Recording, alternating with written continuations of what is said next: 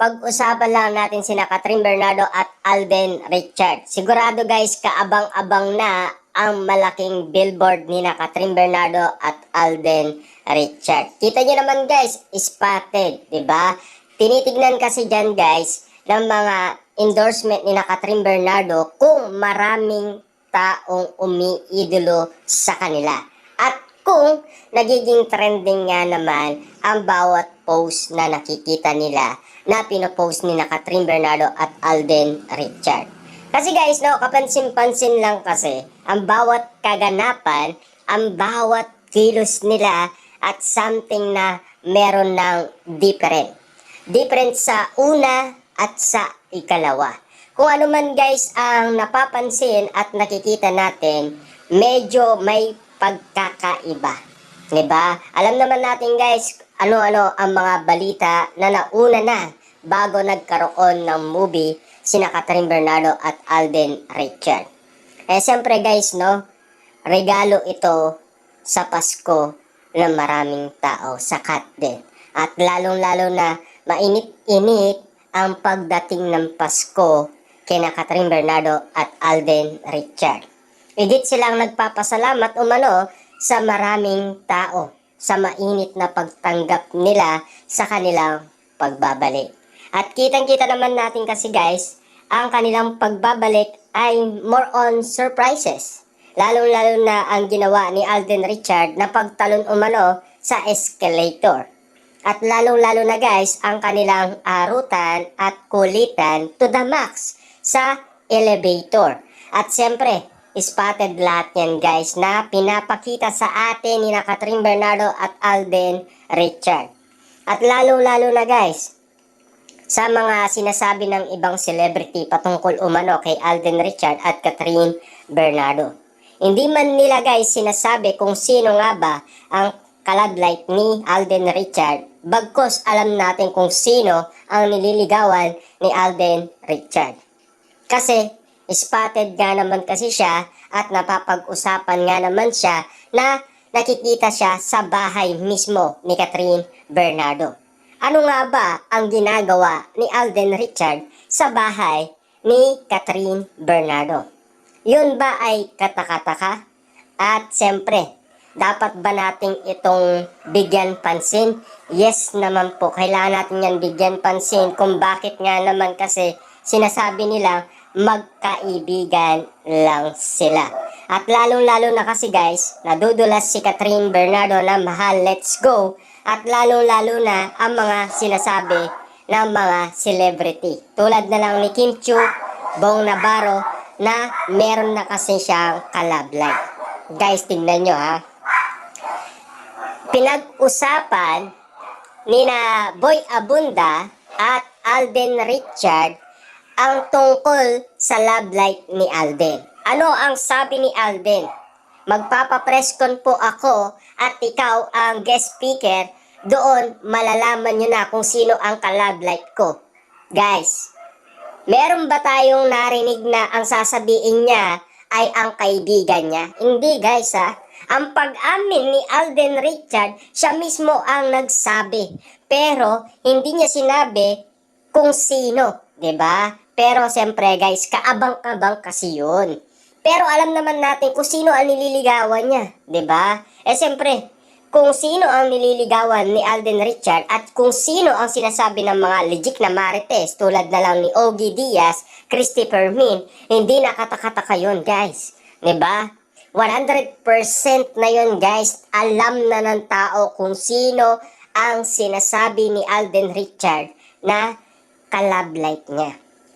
Alam naman natin kasi yun guys. Hindi na pwedeng pagtakan yun. At hindi na pwedeng ikagulat yun. 'Di ba? Alam na rin guys ng mga Catden fans kung sino. At lalong-lalo na guys, ang mga legit na marites. Tulad na lang guys ni na Christopher Min at Ogie Diaz. At lalong-lalo na guys, spotted sa kanila ang post ni Mami Min Bernardo na botong-boto siya kay Alden Richard. Dahil sinasabi kasi nila na totoong sila na nga, 'di ba? Kasi grabe kasi guys ang nakikita ng mga mata na pwedeng magsalita 'Di ba? Kasi guys, lahat ng mga mata ng mga Katden fans ay pwedeng magsalita kung ano man ang nakikita nila. 'Di ba? Alam naman natin guys, nakikita natin sa mga mata ni Alden Richard at Catherine Bernardo kung ano nga ba ang kanilang tinginan. 'Di ba? Iba kasi yung moment guys eh. Sila na rin ang nagsabi, iba yung una sa ngayon. 'Di ba? Kataka-taka kahit si MJ Felipe nagtataka eh, nagugulat na lang, 'di ba? Eh siyempre, kagulat-gulat din kasi guys ang kanyang interview. At kagulat-gulat din kasi guys ang kanyang sinasabi. 'Di ba? Lalong-lalo na guys, yung lihim na yon ay hindi pa nating alam. Binuksan lang ni MJ Felipe at kagulat-gulat na yon. At sabi nga ni MJ Felipe, hindi daw gawain yun ng mag-best friend. Pero ayon kay Catherine Bernardo at Alden Richard, base sa kanilang reaction guys, ay katakataka na yon. Lalong-lalo na guys, yung mga kamay ni Alden at Catherine, medyo kabado. 'Di ba? Siyempre guys, spotted silang nag-date eh. 'Di ba?